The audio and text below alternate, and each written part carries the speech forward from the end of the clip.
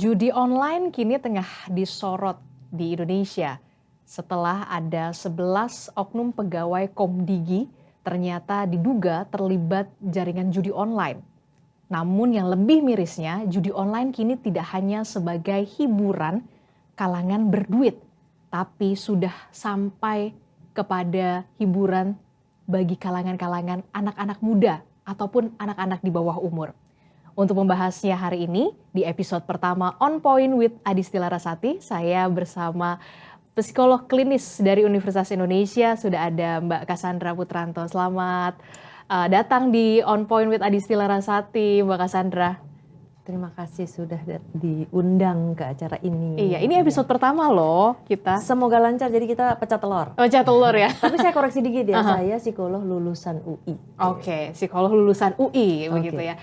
Nah, ini nih Mbak Cassandra, ini lagi banyak banget dibahas nih soal judi online. Judi online ini yang terbaru adalah 11 oknum pegawai Komdigi ini diduga terlibat judi online, dan informasinya ada 4 juta orang yang saat ini terlibat judi online. Anda melihat sudah daruratkah Indonesia judi online? Sudah sejak lama. Sudah sejak lama. Sebenarnya hampir 10 tahun yang lalu pun sudah beberapa kali dibahas di literatur atau di kegiatan-kegiatan organisasi psikologi, terutama psikologi klinis gitu ya. Jadi ada kecenderungan nih bahwa adiksi itu tidak hanya masalah narkotika saja, tetapi sudah ada adiksi pornografi, adiksi gadget, adiksi judi online, adiksi belanja, walaupun mungkin tingkatnya jadi berbeda-beda ya. Adiksi belanja juga masuk. Betul. Nah sekarang permasalahannya kan kembali lagi, kita hanya punya Badan Narkotika Nasional khusus untuk menangani kecanduan narkotika. Tetapi kalau untuk judi online ini belum ada. Nah sementara kalau di luar negeri, di Inggris tuh ada institusi untuk menangani kecanduan media sosial gitu. Berarti sudah saatnya Indonesia juga punya adanya semacam lembaga gitu ya untuk mengatasi hal ini, karena tentu perlu dasar-dasar hukum yang berbeda, kemudian penanganan yang berbeda, dan yang jelas ya tentu saja istilah darurat judi online ini seharusnya memang sudah diterapkan sejak beberapa waktu yang lalu. Jadi memang darurat judi online ini memang sudah sejak lama terjadi begitu, tapi kemudian baru terasa terupnya itu adalah ketika ada 11 oknum pegawai Komdigi yang ternyata terlibat dari peredaran judi online begitu ya. Nah ini juga kan yang menarik adalah judi online ini adiksi ya. Adiksi, kecanduan. Kenapa nih bisa jadi candu nih judi online? Apa sih menariknya begitu sampai akhirnya kemudian banyak sekali orang-orang yang bukan hanya kalangan berduit aja, tapi nyatanya orang-orang yang punya penghasilan rendah juga kecanduan nih judi online. Bahkan anak-anak. Bahkan anak-anak. Ini miris banget loh Mbak. Ya, jadi orang dengan masalah adiksi itu memang ditengarai ada semacam gangguan atau penyimpangan di dalam fungsi kondisi psikologis, profil psikologisnya gitu ya, jadi terutama dari fungsi otaknya, di mana mereka tidak mampu mengendalikan dorongan-dorongan dari dalam dirinya untuk kemudian dia jadi terjebak di dalam perilaku yang berulang, bahkan sampai mungkin mengorbankan segala-galanya gitu ya. Nah terutama judi ini sendiri seringkali juga awalnya mungkin semacam permainan. Itu alasannya mengapa anak-anak banyak yang terlibat. Oh jadi dibalutnya itu dengan games dulu pertama? Dengan permainan. Permainan yang ada di gadget. Betul. Nah lalu dengan permainan ini kemudian juga ada nilai tambahnya. Bahwa kemudian ada nilai finansialnya, ada hadiahnya, ada sesuatu yang akhirnya mau dikejar begitu. Lalu kemudian biasanya memang kemudian ingin mendapatkan uang lebih banyak. Nah di sini juga ada mental-mental instan yang pengen cepat gitu, bahwa untuk kita mendapatkan penghasilan ya kita sebaiknya mungkin harusnya bekerja keras gini ya. Tetapi dengan kondisi yang instan begini, main sekali pencet terus bisa dapat uang banyak. Nah ini cukup menggiurkan gitu ya, sampai akhirnya kemudian menjadi sebuah jerat gitu ya, yang mereka tidak bisa melepaskan diri, terutama ketika uang yang hilang juga semakin banyak karena mereka jadi tergorong untuk mendapatkan kembali. Nah, yang paling menarik adalah di dalam permainan ini awalnya pasti permainan gitu ya. Apapun mungkin mau dikemasnya, ada permainan dengan kartu, dengan olahraga sedikit, mungkin ada yang lain gitu ya. Tapi kembali lagi biasanya itu udah pasti jelas yang awalnya pasti dikasih menang dulu. Itu kenapa begitu ya? Karena itu triknya. Oke. Karena Jadi itu triknya.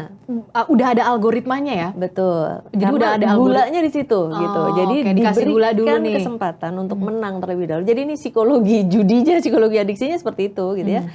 Mereka menang, mereka mendapatkan rasa senangnya, kenyamanan setelah dia menang. Nah, yang dikejar itu ada orang yang akhirnya mengejar kemenangannya, ada yang mengejar uangnya. Nah, tapi kemudian akhirnya menjadi satu dan itu menjadi semakin terjerat karena ketika uangnya ini juga sudah habis. Yang kadang-kadang masalahnya uang yang digunakan kan bukan uang dari kantong sendiri ya, kadang-kadang dari kantong orang lain gitu ya. Dari ada anak yang menggunakan uang orang tuanya, ada suami yang menggunakan uang istrinya, ada karyawan yang menggunakan uang kantornya gitu. Jadi nah mereka lalu kemudian menjadi terjebak dan merasa bahwa sebentar lagi pasti akan dapat nih, ini menang akan cepet nih. Nah kalau menang saya bisa mengembalikan uang itu dan saya bisa dapat lagi untuk diri sendiri. Jadi dengan harapannya itu. Keinginan untuk kayak mendadaknya juga muncul gitu. Nah ini juga yang menarik adalah gimana sih caranya tahu kalau kita ini atau orang di sekitar kita ini sudah dalam kategori kecanduan judi online. Yang jelas ketika sudah ada perilaku berulang yang tidak bisa dikendalikan dan akhirnya sudah mengorbankan sesuatu di dalam kehidupannya. Jadi berulang gitu ya, nggak bisa stop, itu udah ciri khasnya tuh, tidak bisa berhenti gitu ya. Kemudian yang ketiga yang sudah mulai mengorbankan ya ada uang susu anaknya, ada uang tabung oksigen bapaknya lagi sakit juga bisa dijual gitu. Dan permasalahannya adalah kemudian mulailah muncul ada tindak-tindak pidana, tindak kriminal karena sudah ada kebutuhan yang tinggi, lebih besar pasak daripada tiang gitu ya, sudah kalah lalu masih pengen lagi untuk menang, jadi akhirnya mungkin pakai uang orang lain gitu. Dan bukan tidak mungkin kemudian tindak pidananya sampai akhirnya ada pencurian, ada perampokan, ada hal-hal lain yang tentunya diharapkan untuk bisa punya uang untuk dipakai main itu tadi gitu. Gimana caranya kita tahu begitu ya dalam kurun waktu berapa lama biasanya sampai bisa kecanduan nih judi online? Seminggu, sehari, 2 hari? Setiap orang tidak sama karena intensitasnya juga pasti berbeda-beda. Ada yang mungkin agak lama karena prosesnya. Nah sekali lagi setiap orang itu punya toleransi terhadap kecanduan itu kan berbeda-beda. Ada yang toleransinya tinggi, ada yang toleransinya rendah. Nah ketika ada gimmicknya dikasih main gitu ya, mungkin main sebentar, karena dia toleransinya tinggi, dia bisa cepat kena. Tapi kalau dia toleransinya rendah gitu kan, dia nggak terlalu kena gitu ya, dia nggak terpengaruh dengan itu gitu ya. Main sekali bahkan mungkin nggak dia mainin gitu karena dia tidak tertarik gitu. Jadi kembali lagi karena derajat untuk kecanduan toleransi tadi berbeda-beda, sehingga bisa jadi ada orang yang cepat kena, mungkin hitungan hari, ada yang hitungan minggu, ada yang hitungan tahun. Tetapi kembali lagi persoalannya, fenomena yang muncul adalah seringkali menyerang anak-anak. Dan anak ini di bawah umur, bahkan yang paling muda yang pernah saya tangani itu SD. Kelas kira-kira kelas 4 bahkan sudah berani mencuri uang gurunya gitu. Nah dia taunya dari mana tuh? Pertama awalnya game. Oh awalnya game. Nggak ada yang nawarin gitu. Nggak ada, karena mulai pakai gadget kan. Apalagi kemarin sejak pandemi kan semua orang sekolah pakai gadget kan. Smartphone. Nah ini juga salah satu pintu masuknya gitu ya. Mungkin kalau model perangkat gadgetnya yang zaman dulu kala yang mungkin hanya bisa SMS saja, itu nggak ada tuh, nggak bisa kena akses seperti itu gitu. Tapi karena sekarang sudah ke smartphone, lalu kemudian ada browsing web, ada bisa pop up iklannya, jackpot gitu ya. Nah jadi kembali lagi itu yang akhirnya bisa membuat anak mulai mencoba, terus kemudian akhirnya kecanduan, pengen menang, pengen mendapatkan, biasanya kalau permainan awalnya gitu tuh, dia main terus bisa dapat bayar, dia bisa naik kelas misalnya ya, bisa level up gitu, terus atau dia bisa dapetin tokoh-tokoh yang mungkin dia inginkan gitu. Tapi lama-lama itu jadi bergeser gitu. Apalagi tadi ada yang mungkin semacam kayak olahraga, ada yang kayak kartu, ada yang macam-macam gitu. Jadi Banyak banget ya macamnya ya. betul, dan kembali lagi anak-anak ini terutama ketika mereka belum punya kemampuan untuk mengambil keputusan yang tepat gitu. Jadi Dan belum bisa ada filternya. betul, jadi di kepala kita itu sebagai manusia ini kan untuk secara yang emosional tuh ada di otak tengah nih, bagian tengah nih gitu ya. Jadi dorongan itu begitu kuat untuk mendorong impuls kita gitu. Jadi ketika mereka tidak mampu mengendalikan dorongan yang begitu bertubi-tubi, sementara di bagian depan ini prefrontal cortex, bagian depan ini adalah bagian otak yang bertanggung jawab terhadap pengambilan keputusan. Nah, anak-anak itu memang masih berada dalam tahap yang bisanya ngegas tapi nggak bisa ngerem. Oke. Gitu. Jadi ketika kena, udah langsung tuh terus. Jadi bablas. yang palingnya awalnya mungkin mainannya masih kecil-kecil, lama-lama jadi besar. Nah, gitu. sampai curi uang guru, uang orang tua, uang temen dan lain sebagainya. Nah, gimana caranya kita tahu, oh, ini anak udah mulai kecanduan nih. Kita lihat, karena kita juga kan pasti kasih mereka akses teknologi gitu. Teknologi seperti apa ya? Pisau bermata dua begitulah ibaratnya. Di satu sisi digunakan, bermanfaat, apalagi kemarin selama pandemi dan juga buat study from home kemarin gitu ya. Nggak bisa ke sekolah jadi akhirnya belajar di rumah. Tapi ya kembali lagi, di balik itu banyak sekali bahaya yang mengancam. Bukan cuman ini, ada kekerasan seksual juga dan lain sebagainya. Itu kan juga terkait dengan adiksi-adiksi yang lain gitu. Nah, kalau misalkan kita lihat ya, ini kan juga bukan lagi kalangan berduit lah ibaratnya, orang kaya yang main judi. Kalau dulu kan kita taunya, kalau mau main judi kita ke kasino atau kemana gitu kan sampai keluar. Nah, ini sampai ya kemarin kita lihat ada Gunawan Satbor, ya kan TikTokers gitu ya. Bahkan dia tinggal di pelosok gitu, dan sampai sudah merasuk sampai ke sana ke pelosok-pelosok gitu loh Mbak Cassandra. Ya. Miris sekali. Ya ini kan artinya bedanya kelasnya aja beda gitu ya. Dan pasangannya, taruhannya itu juga beda gitu. Ada yang mungkin taruhannya kecil-kecilan gitu, ada yang gede-gede gitu. Nah, yang membedakan hanya itu. Tapi dari sisi kuantitasnya, frekuensinya, berulangnya, kecanduannya akhirnya bisa menjadi sama parahnya, sama merusaknya, dan akhirnya sama-sama mengorbankan keluarga, mengorbankan orang yang mungkin disayang gitu. Karena tadi pertanyaannya adalah bagaimana bisa mendeteksi gitu ya. Yang jelas adalah kalau misalnya memang seseorang sangat terpaku dengan gadgetnya, itu yang pertama pasti kelihatan. Dia yang dipegang itu nggak bisa lepas tuh dari gadgetnya. Gitu Intens kan. banget ya. Intens, kemana-mana dibawa gitu ya, ke dapur dibawa, kemana-mana dibawa. Ke kamar mandi dibawa. Kamar mandi dibawa, paling sering tadi kamar mandi gitu ya, atau di kamar, di rumah, dan mungkin bahkan tidak tidur karena hanya bermain aja. Nah, kemudian kembali lagi dari kecanduan itu tadi kan bisa dibedakan antara kecanduan yang gadget, kecanduan media sosial. Ada juga yang cuma browsing aja kan, atau mungkin ngirim-ngirim bunga dan lain sebagainya gitu ya.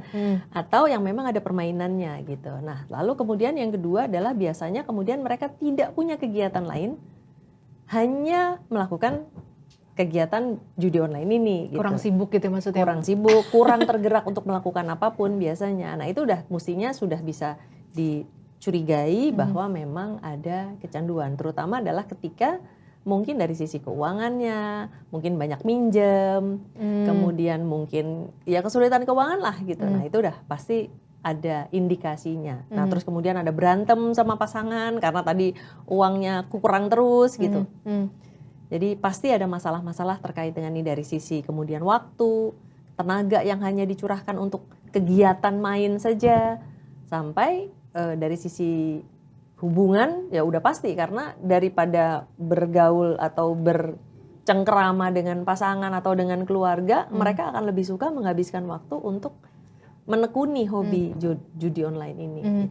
Tadi kan Mbak Cassandra bilang ini adalah salah satu kalau orang yang tidak punya kegiatan begitu ya. Judi online bisa salah satunya adalah orang yang bisa ciri khasnya adalah salah satu. Nah, tapi kalau kita lihat judi online juga bahkan yang main judi online ini tidak hanya orang yang tidak punya kegiatan, tapi orang sibuk juga banyak ternyata gitu loh. Nah, ini gimana nih?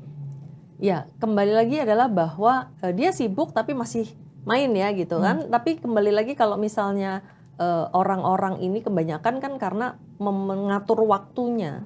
Itu kan pasti ada yang misalnya pagi, mungkin mau lari pagi, mungkin mau ketemu orang, mungkin mau kerja. Bayangin aja, kan nggak mungkin mau melakukan semua hal itu sambil main gitu ya. Mungkin ada yang harus sholat, kan nggak mungkin sholat sambil main gitu kan, nggak mungkin. Tapi kelihatan bahwa kemudian mereka sudah mulai menunda, sholatnya mungkin ditunda, berangkat ke kantornya telat, atau mungkin ketemu orangnya juga telat, karena pasti segala kegiatan lain pasti akan dikorbankan demi ini gitu. Diabaikan. Sibuk pasti mungkin ada, tetapi pasti nanti akan ada waktu yang berkurang karena mereka akan lebih menekuni. Kalau nggak salah kita juga pernah ada anggota DPR yang juga main sedang dalam rapat kan. Betul. Gitu. Ini sampai ibaratnya lagi rapat gitu ya, nggak konsentrasi gitu, tetap yang difokuskan tetap ya judi online-nya itu gitu. Walaupun kembali lagi waktu itu judi atau hal yang lain ya gitu, kita nggak tahu gitu dan tidak bisa dibuktikan gitu. Tapi masalahnya kan kembali lagi,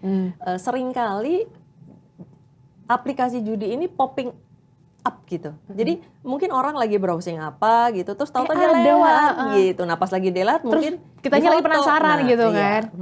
Nah itu dia ya, yang kemudian jadi apa ya?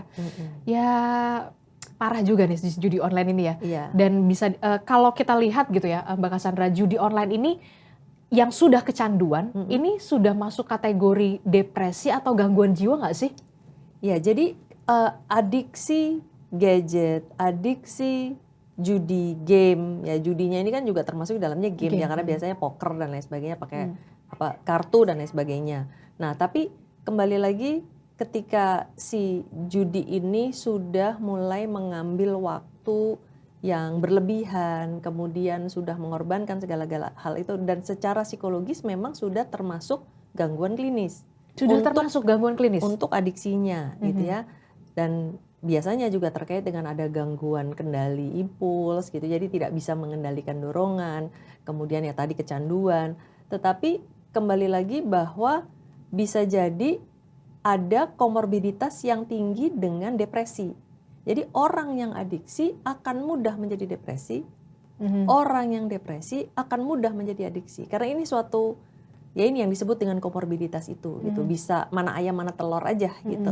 Nah orang yang depresi biasanya dopamin dan adrenalinnya rendah. Orang adiksi pun juga demikian, biasanya dopamin sama adrenalinnya rendah. Dopamin itu adalah neurotransmitter di dalam kepala yang membuat kita tidak bahagia. Bahagianya cuman kalau main atau kalau mengonsumsi sesuatu yang menjadi sumber adiksinya gitu ya. Sementara adrenalin yang berfungsi atau membuat seseorang mau bergerak, mau punya kegiatan. Nah biasanya orang-orang yang sudah depresi nggak mau ngapa-ngapain, maunya di rumah saja gitu kan.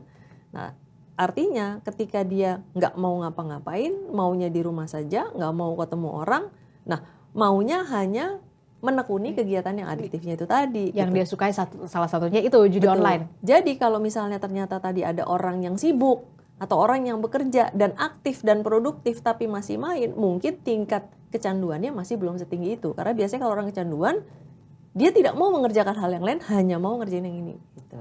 Jadi tingkat kecanduan itu kan tidak sama. Ada yang ringan, sedang, berat. Gitu. Sudah sampai separah apa sih kalau memang sudah kecanduan judi online tuh? Ya, terutama kalau memang bukan hanya main game yang ringan-ringan saja, apalagi sudah mengorbankan keuangan yang bukan milik diri sendiri tapi sudah milik orang lain, apalagi sampai kemudian melakukan tindak kriminal, ya tentu sudah termasuk berat. Dan itu harus diobatinya tuh caranya gimana, Mbak? Direhab sama seperti kayak narkoba, harus direhabilitasi juga, atau seperti apa? Kalau untuk kategori ringan, sedang, dan berat. Baik, berdasarkan pengalaman sebenarnya kami juga harus bekerja sama baik dengan rekan sejawat psikiater. Ya biasanya kalau memang ada pasien yang terkait dengan masalah ini tentu harus diperiksa dulu gitu. Karena seperti tadi kita cari komorbiditasnya dengan apakah ada dengan depresinya, apakah dengan ada gangguan moodnya, atau mungkin ada gangguan kecemasan dan lain sebagainya. Nah, tapi yang jelas kalau dari hasil pemeriksaan psikiater ternyata memang perlu minum obat, harus minum obat supaya pikiran menetap, pikiran berulang-ulangnya yang memang mau terus-menerus berjudi itu bisa ditenangkan, bisa dikurangi kecemasan. Kalau memang ada kecemasan mungkin ada obat anti cemas, kalau memang ada depresi mungkin dikasih obat anti depresi, kalau misalnya ada halusinasi mungkin dikasih obat itu lagi. Sampai mungkin bisa ada moodnya, halusinasi? ya kalau misalnya kondisinya sampai yang seperti itu, ya kan kembali lagi harus diperiksa dulu nih gitu. Ini makanya kerjasama yang baik antara psikiater dan psikolog. Nah, kemudian kalau psikolog lebih dari perilakunya gitu. Jadi misalnya ada perilaku-perilaku tertentu yang memang harus dirubah. Jadi ada intervensi terhadap perilaku tersebut, ada proses analisa dulu perilaku mana yang harus diganti. Jadi misalnya kebiasaan untuk pegang uang. Orang yang punya adiksi, punya masalah adiksi, pasti tidak punya kemampuan untuk mengendalikan dorongan dari dalam dirinya. Oleh karena itu tentu harus dibatasi. Jadi dalam proses intervensi itu biasanya diarahkan supaya tidak pegang uang sendiri gitu ya. Atau kalau misalnya mau pergi kemana-mana atau misalnya mau menekuni segala sesuatu ya mungkin harus ada yang mendampingi. Dan yang paling penting nomor satu adalah akses terhadap judinya harus diputus. Jadi Berarti, misalnya terhadap gadget dan gadgetnya. diarahkan kepada perilaku yang lain. Misalnya mungkin harus berolahraga, harus bekerja, harus bertemu orang. Kan kembali lagi, nah ini proses Butuh waktu berapa intervensi lama ini? perilaku yang harus dikerjakan sebagai sebuah PR gitu ya. Dan tentu harus didampingi oleh orang yang di sekitarnya yang signifikan bagi dia. Berapa lamanya akan sangat berbeda-beda untuk setiap orang. Karena yang pertama jelas tadi berat ringan sedangnya, berat sedang ringannya nggak sama. Jadi tentu yang berat pasti akan makan waktu yang lebih lama. Kemudian yang kedua terletak pada niatnya juga biasanya. Kalau niatnya masih belum kuat, ya biasanya ya nanti akan kembali lagi. Kemudian yang ketiga adalah tentu tergantung kepada dukungan keluarganya, support dari keluarganya. Kalau misalnya dari keluarganya mungkin masih berkenan, nah masalahnya banyak keluarganya nggak berkenan nih. Karena menganggap kalau sudah orang dengan masalah adiksi ini mendingan dijauhin aja. Mendingan daripada nanti barang-barang kita di rumah hilang gitu ya, nggak boleh masuk ke rumah juga. Justru gitu itu ya, salah malah ya? dikucilkan begitu. Iya. Nah jadi ketika keluarga atau orang-orang yang terdekatnya justru meninggalkan, akhirnya kan nggak ada yang mendampingi, nggak ada yang membantu. Nah ini menjadi masalah. Gitu. Nah ini alasannya kenapa tadi saya bilang mungkin sudah saatnya Indonesia harus punya lembaga khusus untuk penanganan judi online tadi, melibatkan teman-teman psikiater, psikolog, terutama untuk intervensi baik kalau memang perlu psikofarmakologinya dan untuk perubahan perilakunya.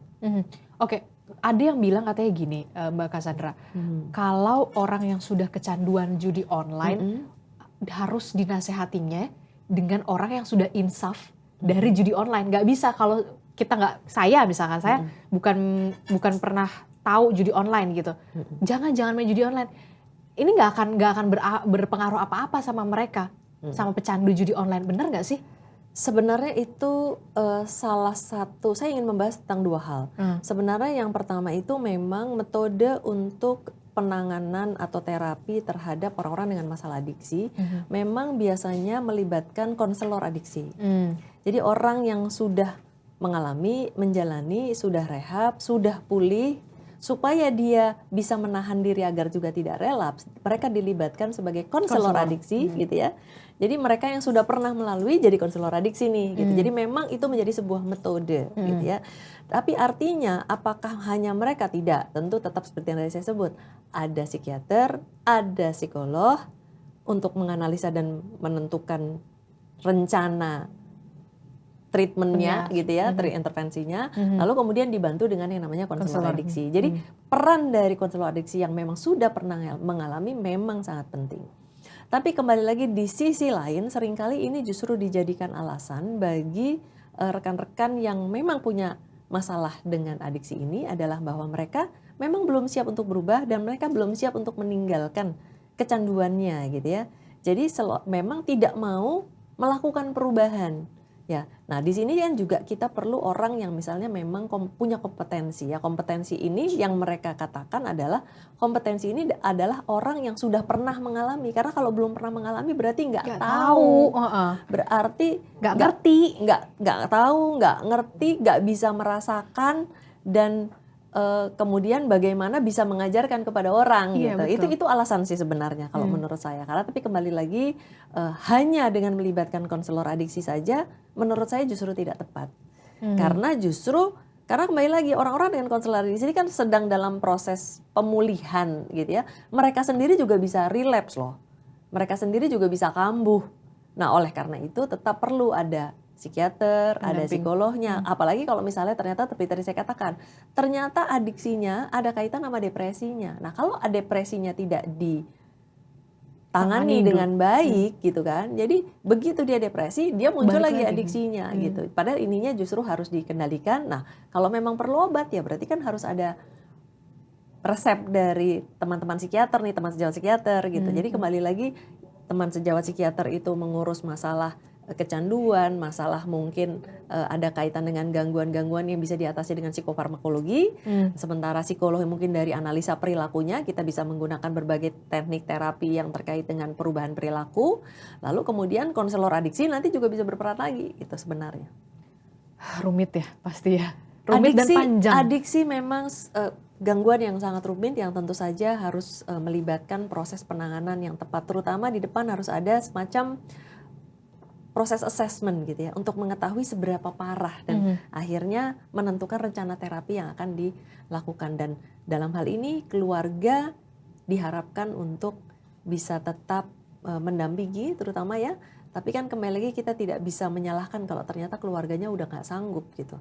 Keluarganya sendiri sudah angkat tangan gitu. Nah seringkali ada banyak yang kayak gitu tuh Mbak. Kemudian apalagi sementara kita tidak ada lembaga yang mengurus itu. Jadi mungkin sudah saatnya untuk dibentuk badan adiksi judol gitu ya. Badan adiksi judol. Terapi BAJ. Betul. Dan itulah yang harus diperhatikan oleh negara saat ini menurut Anda. Salah satunya itu pembentukan rehabilitasi bagi orang-orang yang sudah kecanduan dengan masalah adiksi judi online. Jadi tidak hanya Badan Narkotika Nasional saja. Ya, karena Badan Narkotika Nasional sudah sangat sibuk dan tupoksinya udah jelas hanya untuk narkotika nih gitu. Adiksi tapi khusus untuk narkotika. Tapi yang khusus ini nih nggak ada. Tapi kembali lagi bukan hanya judi online nih, masalah kekerasan seksual juga PR banget loh yang mungkin nanti bisa jadi next episode dari acara ini gitu. Karena itu juga sangat memprihatinkan dan awalnya adalah justru juga dari kecanduan pornografi gitu. Terakhir, 3 kata untuk judol apa Mbak? 3 kata, lebih baik mencegah daripada mengobati. Jadi 4 ya. Lebih baik mencegah daripada mengobati. Iya, karena kembali lagi mencegah itu lebih baik. Biar bagaimana? Karena pengobatan itu sangat sulit sekali. Gitu. Dan gak ada untung-untungnya sama sekali yang namanya judol itu. Betul. Dan itu kalau kata salah satu pasien saya itu pernah mengatakan bahwa bagaikan terikat di bawah air gitu. Kayak dia di dalam kolam tapi kakinya diikat.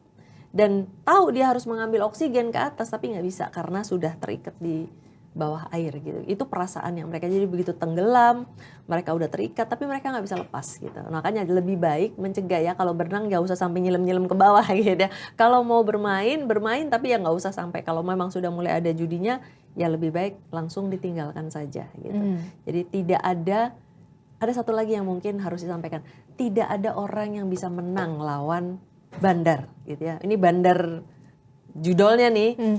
Semua bandar judol pasti pemenangnya gitu. Jadi jangan berharap bahwa kita bisa ngakalin, kita bisa menjadi pemenang, kita bisa bawa uang, nggak mungkin. Biar gimana juga bandar udah pasti yang menang. Gitu. Jadi nggak ada kalimat pecandu judi online ini akan menjadi pemenang dan mengalahkan bandar judol. Kebanyakan justru enggak. Dan judi online cuma hanya menyengsarakan. Iya, dan persoalannya kan marketingnya kan gitu. Ini gampang, ini sekali, besok cepet kaya, besok ini jadi. Nah dia biasanya akan pakai success story. Oh ini sih ini bisa, ini sih ini bisa beli ini. Padahal nggak pernah. Itu awalnya itu justru gimmick pertamanya gitu. Oke. Ini luar biasa ya, ini jadi perhatian kita semua, pemerintah juga harus serius untuk bisa menangani judi online ini begitu. Bahkan tadi Mbak Cassandra mengatakan kayaknya udah seharusnya dan sudah waktunya bahwa tidak hanya Badan Narkotika Nasional saja, tapi Badan Adiksi Judi Online. Terima kasih loh sudah mampir di On Point with Adistila Rasati di episode pertama. Semoga sukses, Mbak. Oke, kita akan jumpa lagi di episode lainnya di On Point with Adistila Rasati. Sampai jumpa.